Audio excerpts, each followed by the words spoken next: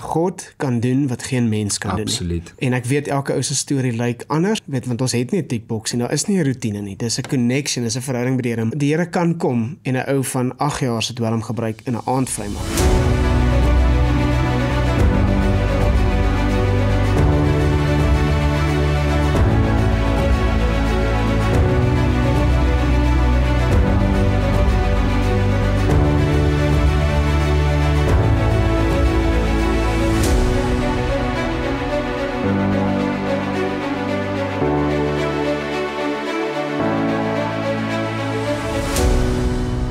Hier is ook se podcast en vandag is ek super excited om saam met 'n vriend van my van 20 jaar terug te gesels oor baie spesifiek hoe die Here vrymaking doen en miskien een of twee goed wat ons nog nooit publiek oor praat nie. Dinge soos bevryding, wanneer duiwels of geeste uit mense uitgejaag word, hoe die Here die vermoë het om iemand te kom red van dwelms en okkulte in een aand. So ons sien baie keer in berading en ons sien in bediening, sien ons altyd hoe dinge gebeur en ons neem kennis daarvan dat soms is dit nodig dat dinge oor tyd moet gebeur en ek dink sommer net aan trauma, mense wat regtig deur trauma is en soms hoe lank dit vat. Maar dan is daar die geleenthede waar ons sien dat die Here ingryp en dat in sy ingrype hy binne in 'n aand genesing kan kom bring, redding kan kom bring, vrymaking kom bring en dis waaroor vandag gaan. Is Jesus wat getriomfeer het oor die vyand en al sy mag. So Bertus, baie welkom en dankie dat jy bereid is om hierdie gesprek saam met my te hê vandag. Hier is Bertus van Rooyen en ek wil met die einde begin. Voor ons by die begin. So Bertus het al teologie geswat en is vir 20 jaar al betrokke in bediening en kerk en as 'n gelowige in 'n verhouding met die Here. Maar hy is ook besig om na 'n plek toe te beweeg waar hy saam met 'n kerkgroep in Suid-Afrika kerk plant. So binnekort waarskynlik 'n kerkleier. En so dis 'n amazing verhaal, maar dis nie waar jou storie begin het nie. So jou storie het op 'n heel ander plek begin, soos baie mense sin. Ja. En weer eens, dankie dat jy bereid is om te deel en te share, dat ons die waarheid van die Here kan kry daar buite. So Bertus, deel net met ons, wat doen jy nou? Wie is jy nou? Ek is Bertus van Rooyen, ek is 'n goudsmid en ja, ek is baie betrokke in die kerk, soos wat jy genoem het ook, so ja. En jy gee ook klas? Ja, ek gee klas ook op Vrydag en op Dinsdae nou. So, en dis vir mense wat staf maak? Ja, so ek lei mense op om in covenant te tree. Awesome. En jy kan nou ook mense trou, dit weet ek. Ja. So 'n one-stop shop.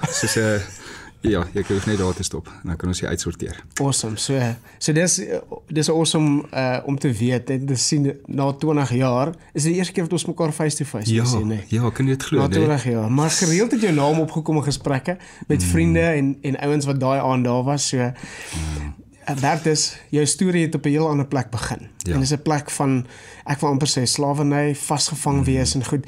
Skets bietjie vir ons jou kinderlewe en hoe jy geland het in die goth en die okkulte en die dwelms en die dinge wat met jou gebeur het. Okay.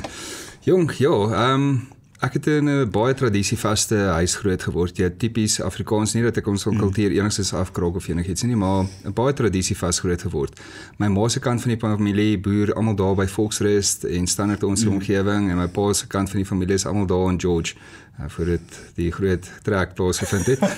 So ek sal nooit vergeet as kind ons kom by George, dan sien jy, papa, daar's 'n Transvaal karretjie. Nou sê hy, hey papa, daar's 'n George karretjie. Ja. Alles het verander. Maar in 'n geval so nietemin, toe ek omtrent so standaard 3 was, het ek na metal musiek begin luister. En toe van daar af het dit my totaal en al, hoe kan ek sê, verander, want ek het uiteindelik hoe kan ek sê, geïdentifiseer met iets.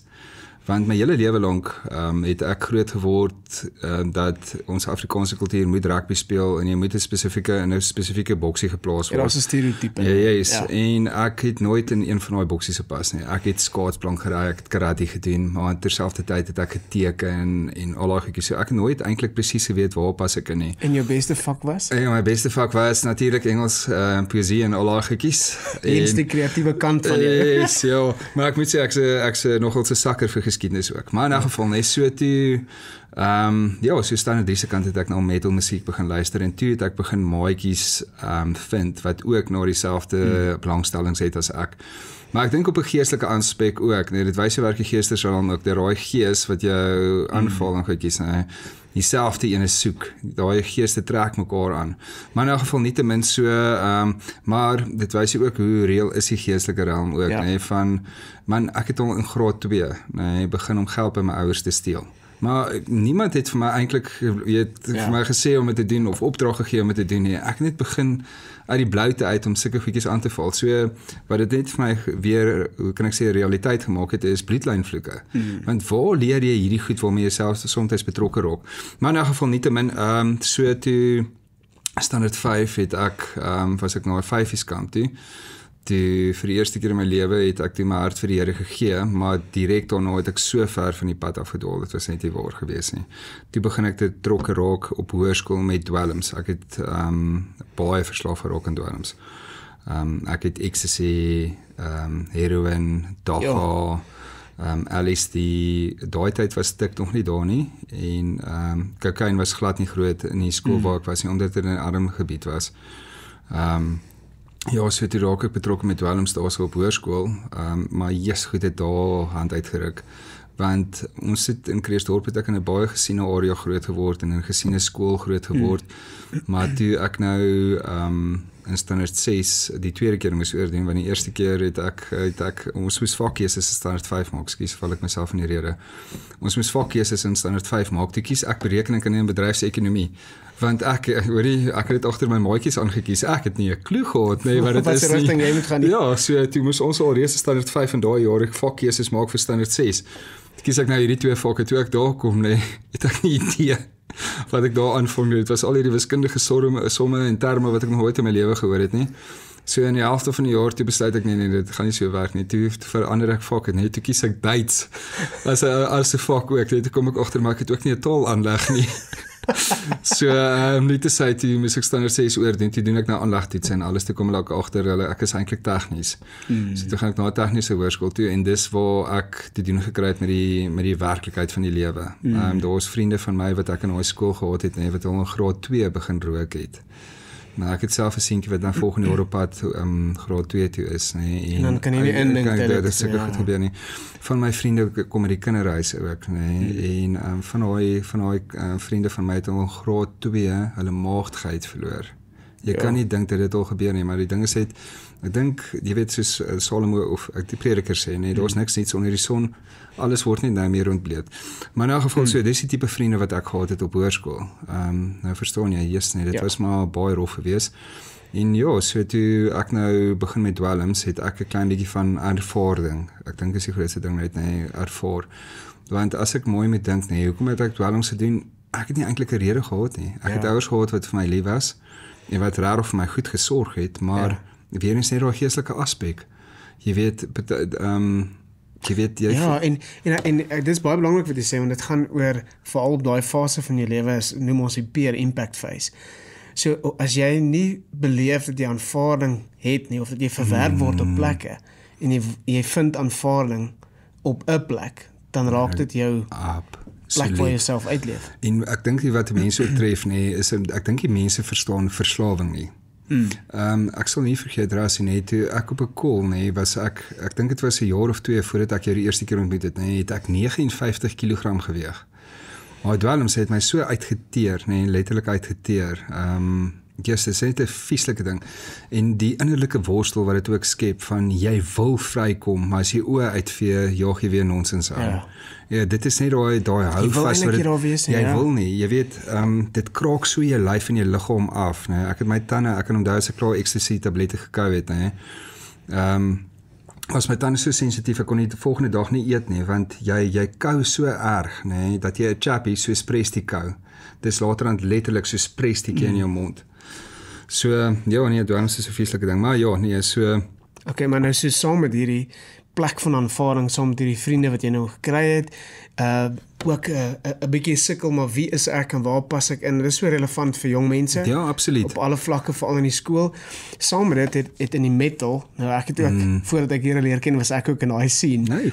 So, maar uit dit het jy eintlik na 'n volgende vlak saam met die dwelms, en dit was in die goth en die occultisme.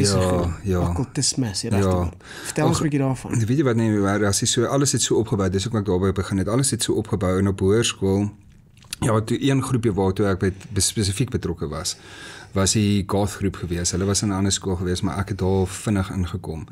Nou hierdie vriende van my het natuurlik een van die vriendinne het 'n ouer broer gehad wat ons na die plekke toe gery het en al daai goed. So toe eindig ek op by 'n plek met die naam van Zeppelins. Ek weet nie of hulle nog bestaan nie, maar hulle was al die jare daar in Pretoria gewees en dit was dit was donker. Ja, ek het daar ingestap met my Dr. Martens skoene en gothic klere en die spikes en die grimering en al daai goedjies. En die dwalms natuurlik. En daar jong het ons vir 'n ruk lank gedans en te kere gegaan, maar daar word jy so, hoe kan ek sê, dit voel of jy in jou lyf is, maar jy is nie eintlik in jou lyf nie. Jy gaan so in 'n trance in. En dit is net hoe die Here my daar uitgepluk het, was net merkwaardig geweest, maar soos wat ek vertel het ook, ek weet nie of ek dit net genoem het nie, maar waar ek die eerste keer ook in my lewe hek sien dans het. Dit het so by my vasgesteek, nee, dit is vir my so, wat het jy gesien en wat het weet jy wat, net die bewegings, die bonatuurlike, toe sê so na my kyk, nee, net die nie, hoe kan ek sê, die Engelse woord is evil, net die boosheid, nee, wat so na oë is, nee, maar nee, die bewegings wat sy gemaak het en goed soos dit, het ek nooit in my lewe beleef nie. En ek en 'n paar van my vriende en onkunde nou, het op 'n call, het ons nou bloedbroers en susters ook geraak, nee, en ons self gesny en ons bloed gemeng en al daai goed, maar die ding is en so net vir die wat kyk, ons noem dit 'n blood covenant, so dis 'n bloedverbond wat jy sluit, ja. En eintlik 'n bespotting is van die bloedverbond wat Jesus met ons gesluit het. Ja, kyk, die meeste ding, dis hoekom die Here ook geskryf het, my volk gaan ten grode as gevolg van gebrek aan kennis. 'n Mens besef nie wat jy in jouself en in jou siel en in jou gees aanvang nie. Ja. Maar ek dink rassie nee, waar die Here vir my baie genadig was, nee, was dat ek die geleentheid gehad het om in standaard 5 reeds wedergebore te raak. Ek dink net dis wat my, hoe kan ek sê, my boude gered het op die einde van die dag. Daar was klaar konneksie, nee. Daar was 'n klaar konneksie met die Here. Nou, alhoewel ek al hierdie nonsens aangejaag het en aangevang het, nee, het ek van kleinsheid af, nee, 'n verhouding met die Here gehad. Ek kan onthou op 'n call het ek en my neefie beklei, toe ek was baie jonk geweest, ek weet nie eers of ek in die skool was nie, maar toe beklei ek nou die dag, maar ek het altyd geleer, nee, dat Jesus is jou beste vriend, so toe begin daardie dag af, toe besluit ek, nee, gits, ek gaan nie nou met my neefie speel nie, ek speel nou met Jesus, so vir die hele dag het ek lank met Jesus begin speel en al daai goed, en jy weet, nee, mens kan sê is jy verbeelding, maar jy weet, jy hoor my hart, maar in elk geval van daar af het ek die siening gehad, nee, dat die Here op die einde van die dag my vriend is. Maar ons het nooit daai verhouding gehad nie. Dis waar boekkennis en hoe kan ek sê werklike verhouding inkom. Ja. Want ek dink wat vir my groot impak gemaak het ook, nee, was nadat jy my natuurlik gedoop het, nee, dit was vir my soos daai Paulus Damascus oomblik van waar alles nou sin gemaak het. Dit was die oomblik, ja. Want ek het in my hele lewe lank het ek boekkennis gehad, maar nooit ondervinding gehad nie. Ja. Ja. Maar in elk geval terug by die goth scene, so in elk geval so toe nadat ons die blood covenant gesluit het my lewe aangegaan en ja, hektiek met dwalms weer betrokke geraak en hoe die Here net keer na keer my lewe gered het. Yes. Nee, kyk, ek het al op 'n call net, ek en een van my ex-meisies uitgemaak, nee, toe besluit ek nee, gits, ek gaan myself nou bedinges en dwalms, toe vat ek 10 ecstasy tablette in 2 dae. Yes. Ja, nee, jy verstaan nie, nee, dit gevoel op 'n call, nee, of my hart hier deur my borskas gaan uitspring, gaan deurbars, nee, as gevolg van al die goed wat ek gevat het. En dit was so erg geweest, nee, dat ek in die aande glad nie in die slaap kon raak, as ek nie dwalms gebruik het, nee. Elke dwalmverslaafde het een hoofdwalm waarna hy verslaaf is. Alhoewel ek baie soos wat ek jou vertel het van alles wat ek gebruik het, nee, was daga my ergste ding wat ek, of jy weet ek kon nie sonder dit nie, ek kon nie sonder daga lewe nie. Ek het in die oggende voor skool 'n joint gerook en dan tydens skool daar op die rugbyveld waar ek al ons kans gekry het ons daar gerook en dan in die aande voordat ek geslaap het. Yes, nee, ek kon nie aan die slaap raak as ek nie dit gebruik het nie. Later het ek heroin saam met die daga gemeng en al daai goed ook, ja, so ja. Ja, dis hektiek. So ek onthou in ons gesprekke ook en alles wat jy vertel het van daai tyd en dit was vlak op vlak van binding wat die vyand jou ingelei het. So hy het jy nie gelos by, jy weet, so jy identiteit vir 'n seun op daai ouderdom is klaar thing, nee, of vir kinders op daai ouderdom in skool. Maar nou vir jou wat nou wonder, Jesus, waar pas ek in? Is dit, ek lyk nie of ek in die tradisionele sens van wie ons is inpas nie. En die kant word so 'n bietjie getipeer as kreatief en nie heeltemal pas nie by hierdie nie en so ek weet dit is meeste ouens se storie, maar in daai identiteit waar hoort ek? Waar is ek belangrik? Hoor ek lei die vyand jou eers na 'n plek toe waar jy aanvaarding kry en dit kom so eenvoudig soos musiek. Absoluut. 'n Groep vriende wat vir die eerste keer sê oor jy hoort hier, ons like jou, ons gaan met jou hang. En toe dwelms en toe die okkulte en ek weet daar's baie meer daar. So hoef nie alles uit te reig nie, maar die okkulte en die bloeddrink en die blood covenants en al die tipe van goed wat gebeur het. Maar saam met dit was daar ook ander goed van verslawing wat ook gebeur het. So daar was prostituie en allerlei goed in jou lewe. So ek onthou die stories wat jy my net vertel het is wat vir my opvallend was, is dit begin amper by waar hoort ek? Is 'n vraag wat elke mens het. En as die vyand sy hoe hy kry, dan vat hy jou stadig van een ding wat jou bind en verslaaf maak tot die volgende. En so toe ons ontmoet het destyds was jy hoeveel jaar al verslaaf? Omtrent so 8 jaar. Verslaaf aan dwelms. So 8 jaar, ja. So nee, die Here het my regtig net betyds al uitgeruk hoor. Ek sal dit nooit in my lewe vergeet nie. Mens kan nie daai leefstyl vir jare hou nie, nee. Nee, glad nie. Dit is nie volhoubaar nie. Dit sê vir my nou hoe dit toe nou gebeur dat iemand vir jou sê ons laai jou in 'n kar, ons vat jou iewers heen. Ja, weet jy nee, by daai einste plek, nee, by daai gothic scene plekkie van my, nee, het ek vergeet om olie in my beeteltjie te gooi, nee. En soveel so net die skiddy piston deur die engine blok. So toe moes ek getuig geword het, so toe is ek karloos. So met ander woorde, ek het die daai jare in Sentraal Johannesburg gewerk by die SA Jewelry Center, by die SA of Suid-Afrikaanse Juweliersentrum van die hele dit was massive, ek het 'n baie groot geleentheid daar gehad. Maar in elk geval so toe moes ek bus in en uitry. En soos wat ek nou natuurlik gewoonte was, het ek 'n joint gerook voordat ek op die bus op pad huis toe was. En so, toe klaai my swaar my by die bushalte op en om 'n gesprekkie aan die gang te kry, jy weet nie, want dit is nog so awkward silence. Sê ek vir hom, miskien moet ek gaan vir die bevrydingsstorie, want voorheen het my suster, Antoinette, het hier in Potchefstroom en sy het bevriend geraak met Silo en Choppa en met jou. Ja. En sy vertel my toe van jou en bevryding en al daai goed. So dit dink ek, jy weet, hier is miskien 'n goeie conversation starter. Kom ek gaan maar vir die bevrydingsstorie. So jou aanvaarding het jou gehelp in daai. Kom ek please jou en sê kom ons doen nou maar ietsie hier aan. So die reël Antoinette vir my alles en voordat ek my oë kan uitvee, die week voordat ek jou die eerste keer gesien het Silo en Choppa my 'n klein bietjie voorberei vir wat gaan kom en wat, jy weet, want anders, jy weet nie, dit is nog so baie om op 'n eenslag te verwerk. Maar ietsie wat Silo en Choppa my ingelei het, is waar ek vir die eerste keer in my lewe die Here se aanvaarding ervaar het ook. En ek sal nooit vergeet, die Here praat met my, soos jy kan sien, ek is 'n prentjie mens. En die Here praat vir my met my deur visioen en goed soos dit. En een van die eerste, ek dink die eerste visioen wat ek gesien het, was waar ek my hand, waar hulle sê, sien hoe jy jou hand in die Here se hand sit. Toe wys die Here vir my prentjie waar hy groot en almagtig is en ek is so huiwerend, kan ek hom vertrou? Kan ek hom werklik vertrou? Want jy weet hom, jy ken hom en alles, maar kan jy hom vertrou? Tja. Ja, en ek kry so 'n prentjie waar ek my hand so in sy hand sit. Toe van daar af, die Here daarvoor my so begin voorberei in my hart. Ja. En toe die week daarna, is die week wat ons jou toe kom sien het. En kyk, daai was lewensveranderend, letterlik. Ja, ek onthou daai geleentheid. So ons het nou oor die jare, en jy weet, ons het nog koneksie met mekaar gehad, het gepraat oor daai een aand. Maar weet jy wat is my opvallend, is, ons praat oor die algemeen, as ons praat oor goed wat ons beleef in die samelewing, en jy weet nou ook 'n bediening is, jy weet die tipe van issues wat ons werk met mense mee, en hulp wat jy probeer verleen, baie van daai, realisties gesproke, dink jy, hier's 'n lang tyd van besluite wat ouens geneem het, en soms is dit nie realisties om te dink dat alles in 'n oomblik verander nie, maar dan sal daai oomblikke wat die Here opdaag. Absoluut. En hy is by magte om te doen met al sy krag en mag, wat ons as mense nie kan doen. Ek slaan 'n noenervleis uit, ja. Dude, en dis die oomblikke, en dis waaroor hierdie getuienis in hierdie podcast vandag gaan, is oor daai oomblik wanneer die Here in jou lewe opgedaag het. Nou ek onthou, ons het hier aangekom en ek onthou van die mense in die vertrek en so dit was dit wat ons gedoen het in daai tyd. Jy weet, so op daai stadium was dit wat ons dag en nag gedoen het.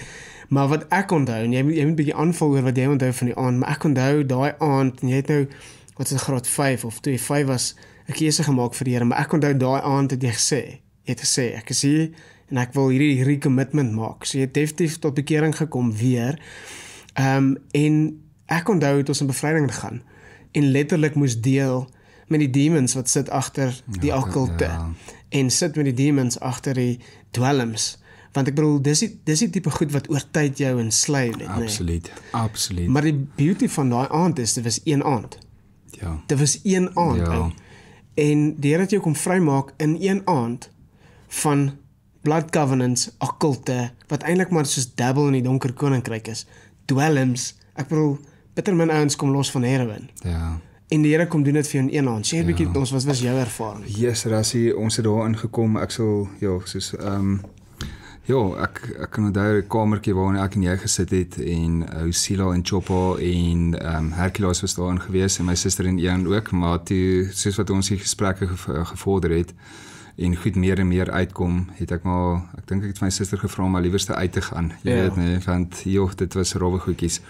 Maar in elk geval so toe daai aand toe ons nou klaar gebid het, Rassie het regtig gevoel soos man soos 'n loodmantel wat van jou af verwyder word. Jy weet ek het regtig lig en vry gevoel. Maar wat vir my die mees treffendste was, en ek is 'n groot voorstander daarvoor, is die groot doop. Want jy weet, dit is vir my persoonlik dit is waar jy self die keuse maak. En daai profetiese aksie wat jy neem van die ou mens wat nou finaal gesterf het, en die nuwe mens wat opkom. Rassie, toe ek kry weer hoendervleis. Ja, ek kyk staan toe ek al uit daai water uit te opkom, Rassie, was ek totaal en al verlos. Soos in verlos. Yes, ek sal nooit vergeet nie. Daai aand kon ek skaars slaap, maar daai volgende oggend ek dink ons het daai selfde aand of die volgende oggend het ons weer teruggeskiet. Johannesburg of dinge se toe, Kreersdorp toe. Toe ek al waar by bushalte staan, was ek so verlief op die Here. Ja. Soos 'n letterlike butterflies in my maag en alles, maar ek was totaal en al nou vir 20 jaar, skoon. Verlos, vrygemaak. Maar wat vir my nogals baie interessant was, is dat ek die denkswyse gehad het dat dit almal dieselfde ondervinding moet hê. Maar na die tyd toe is al een van my medewerkers, wat gesien het hoe die Here my verander het. En hy wou dit ook gehad het. En deur net my leefstyl en alles het hy ook tot bekering, ek die Here voorreg gehad om na die Here te lei. Maar wat vir my baie opvallend is hy toe nog gesukkel met dwelms. Jy weet net, nadat hy tot bekering gekom het en al daai goed, toe kon ek nie verstaan nie, maar jy weet, hoe werk dit nie? Toe stap die Here met 'n pad met my, is dat nie elke ou se storie is presies dieselfde nie. Ja. Maar jy kry die uitsonderings wat dit wel gebeur. En dit is nou waar my hele lewe is 'n getuienis daarvan. Ja, elke ou, jy is so reg, elke ou se storie lyk anders. Ja, absoluut. Maar ek bedoel, in ons gesprek so 'n paar goed wat vir my uitgestaan het, onder andere hierdie vers wat jy nou vanoggend met my gedeel het. Jakobus 5:16, so hierdie is in Engels, maar therefore confess your sins to each other and pray for each other so that you may be healed. So ons het baie keer die verkeerde teologie wat sê dat as jy sonde doen, dan word jy siek, maar hierdie siekte wat eintlik hierna verwys word is hoe die sonde ons twist. Absoluut. Die sonde twist ons mens wees. Absoluut, ja. En dan is mens eintlik ashamed oor alles wat gebeur het, en ek bedoel, jou verhaal, my verhaal, mense se verhaal, as jy regtig voor mense moet sit en sê, "Ans, kan ek dit hier op die tafel sit?" Mens voel ashamed, maar daar lê 'n stuk vrykom in dit. Absoluut. En die tweede ding is, en ek gaan nou lees nie, maar Handelinge 19, lees jy letterlik soos dit wat jy nou beskryf het, is Paulus bring die evangelie, en dan aanvaar die mense, hulle kom tot redding, en dan onmiddellik word hulle gedoop, en na die doop lê hy vir hulle hande op, en die Gees kom oor hulle, en begin profeteer, en beelde sien, en hoekom dit vir my so profound is, en wat jy ook sê is, in ons westerse kultuur, nie net deel van ons tradisie nie, in die westerse kultuur, haal ons daai goed so uit mekaar uit, nee. Dis hartseer, So, mense voel, ek moet gereed wees voor ek gedoop is. Jy moet verstaan waaroor die doop gaan, jy kan nie gaan en nie verstaan nie, ek stem saam daarmee, maar selfs in daai tyd, die teken van jou redding, was gaan water toe, want dis die getuienis voor mense. Absoluut. Dat ek nou my ou lewe afsterf en opstaan in 'n nuwe lewe. En soms wanneer ons hierdie goed net package en net by mekaar sit, nie probeer om alles so uit mekaar te trek nie, soos jy het tot bekering gekom, gaan water toe, word gedoop, weet leef jy getuienis, maar ook in daai oomblik kom die Here baie keer, soos jy nou mooi verduidelik het, en hy kom doen 'n finale werk, want as dit net 'n simbool is nie net 'n simbool. Nee, dis 'n lewensveranderende, jy weet, ding ook. Maar wat ek ook, weet jy wat, Rassie, ek sal sê, dit gaan baie oor die kondisie van jou hart ook. Jy weet nie, want ons baie mense wat sê, jy weet, 'n gebedjie bid en sê, okay, nee, nou is ek gered en hulle gaan aan met hulle lewens. My vraag is bedoel jy dit opreg? Van ons baie mense, jy weet ons al skryf wat sê, Here, maar ons het al hierdie goed in die naam gedoen, maar ek ken jou nie. So ek dink, wat is my teologiese siening, is as mense, jy weet, daai gebed bid, maar dit nie bedoel nie. Dit is net nog ietsie wat hulle opsê, dis 'n tickboxie. Vir my gaan dit oor die kondisie van die hart. Op die einde van die dag, Here kyk na jou hart. Jy weet, so ek sal sê dis dit. Maar ja, soos ek vir jou gesê het, daai het regtig voor baie vir my beteken standaard 5, want omrede net, ek weet nie waar ek opgewees het nie. As daai eerste koneksie was nie, dat is belangrik, maar ja, weer eens die groot doop, is vir my, ek is so groot voorstander, want ek weet waarvan ek praat. Dit met jou gebeur, dis jou storie. Absoluut. En ja, ek het al die geleentheid gehad om 'n hele paar mense ook te doop, en dit is my een van die awesomeste goedjies om te doen. Is lekker. Maar as jy waar nie so geraak het ook, is ek het 'n mannebediening. Uitsluitlik vir 'n manne selgroep elke tweede Woensdag aand. En dit is net vir manne. En wat vir my so lekker is, ons is omtrent nou, jy sien groepie op my WhatsApp, ons is so 14 ouens in totaal daar rond. Maar hoe ek het sien, is net, jy weet, is 14 gesinne wat jy raak, want is jy head of the house. Maar in elk geval wat daar uitkom, as jy so waar, is dat die ouens sukkel. Jy weet, en veral daai confession, want dit is my so opvallend, dat 90% van die ouens wat daar sit, sukkel met dieselfde goed. En dis wanneer ouens alleen kry wat hulle vulnerable genoeg voel om hierdie goed op die tafel te lê en mekaar te kan vertrou voor ons dit doen Absoluut, daai vertrouensbasis is baie belangrik, maar wys jy mense sukkel, jy weet. Maar ja, ons het die antwoord, dis die groot ding. Ja, dis so goed man. Hoorie, en op die oomblik is jy nou besig in training by hierdie kerkgroep om 'n kerk te plant. Waar gaan jy kerk plant? Daar in Kreersdorp in die Wille Weste. So ek het nogals 'n baie groot liefde vir ons dorp. Ek is nogals betrokke by gebed daar en aksies vir daar plaasvind. So ja, ek is baie lief vir my dorp. Dit is net amazing die werk wat die Here daar doen. Dit is so cool, man.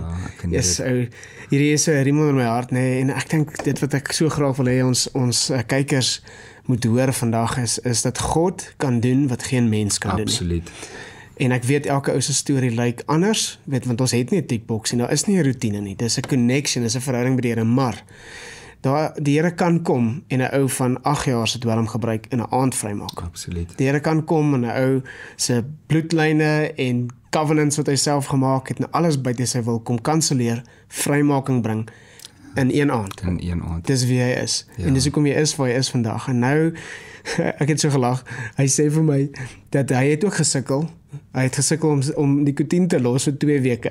Ja, vir 2 na die redding. Ja, na die redding het ek gesukkel. Na die vrymaak aan. Ja, so toe, ek het regtig daarmee gesukkel. En toe laat my swaar my 'n pakkie 10 Winston Light sigarette eet, en vir 2 dae het dit gevoel of ek nikotienvergiftiging gekry het. Dit is 'n bietjie broederlike liefde saam. Maar toe dan het ek geleer wat dit my geleer het, was om te leer veg met die woord. Want baie keer dan dink jy weet, jou Bybel lê daar, party mense slaap met hulle Bybels oop langs hulle. Ek sê nie lelik nie, maar ek weet wat ek wil daarvan. So toe leer ek dat as daar 'n teenslag kom om dit te veg met die woord van God, as daar 'n negatiewe gedagte kom om dit te veg, kry jy jou skrif en veg daarmee so'n swaard, man. Jy weet jy met 'n swaard optel en veg daarmee, dit help nie net jy hou die swaard vas en jy moet leer om dit te gebruik. Dit is so belangrik wat jy sê. Met ander woorde, die Here kom doen en net wat net hy kan doen. Ons kan try, maar net hy kan daai moment kan hy opdaag. Maar jy sê ook dat die Here verwag van ons om in te tree in die geveg, omdat hy klaar hierdie ding kom doen het. Die ding is, Rassie, ek het sien, is jy veg nie meer vir oorwinning, jy veg vanuit oorwinning, en dit maak 'n groot verskil. Want jy het ene wat hier agter jou staan, wat massive is. Efesiërs 2:6, seated with him in heavenly places. Met die vyand en alles onder ons voete. Dis so lekker om jou te kan chat. Well done that you stuck it out. Dis 'n moeilike journey om te stap. Maar jy is evidence dat die Here vandag intree, dat hy optree, En dat jy gekom het om te bring wat jy nodig het om te bring ook.